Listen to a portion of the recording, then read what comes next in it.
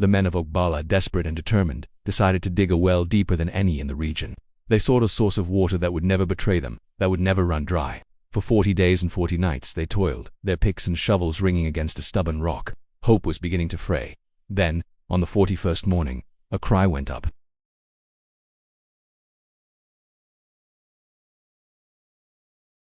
Their hearts pounded in their chests. What treasure had they found? But what emerged from the depths was not treasure. It was a bride. She was dressed in a pure white takchita, a traditional Moroccan gown.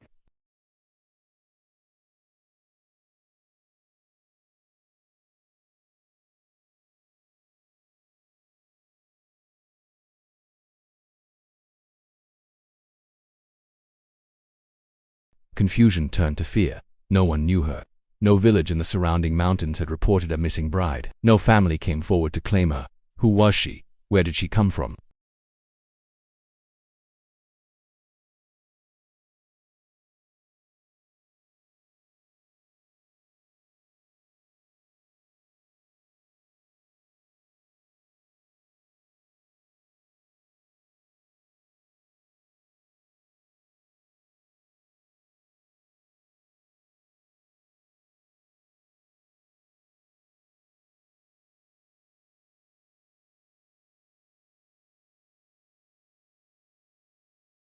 Her face was covered by the same 7 veils.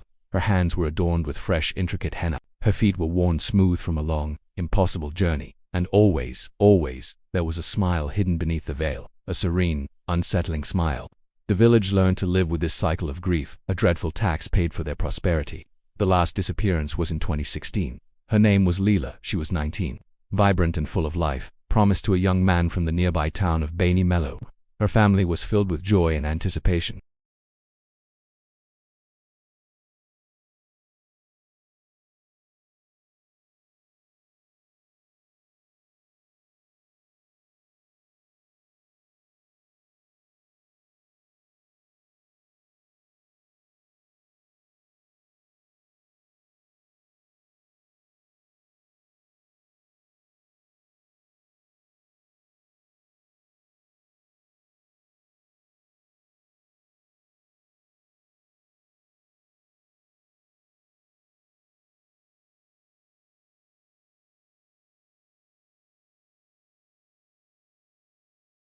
My name was never spoken, she said, the words resonating with a collective sorrow, so I take theirs instead.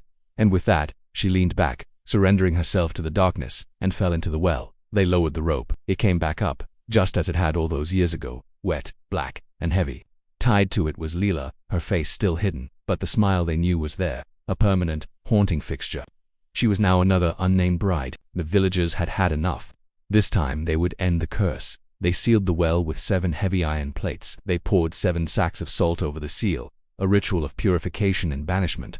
They brought the Imam and other holy men to recite the entirety of Surah al-Baqarah, the longest chapter in the Quran, 7 times over. They would starve whatever entity lived in that well. They would sever its connection to their world.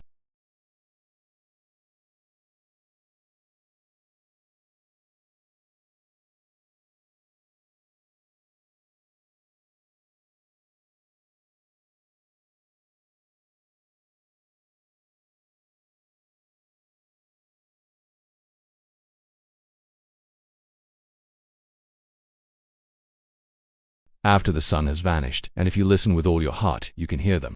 Down in the eternal dark, dozens of brides in bone-white silk, singing together in perfect, chilling harmony. They are waiting for the next name, the next bride, who might finally set them free. Or perhaps, just join their silent, smiling chorus forever. In the villages of the Middle Atlas, they learned a hard lesson. They no longer celebrate weddings in the spring, the season when the well first awoke. And no girl, no matter how radiant, is ever left alone on the night of her henna ceremony. Because some wells do not give life-giving water. Some wells only take brides. Thank you for joining me on this journey into the shadows. If you enjoy tales of folklore and mysteries that linger in the dark, be sure to like this video and subscribe for more stories from the forgotten corners of the world. Stay curious and stay safe.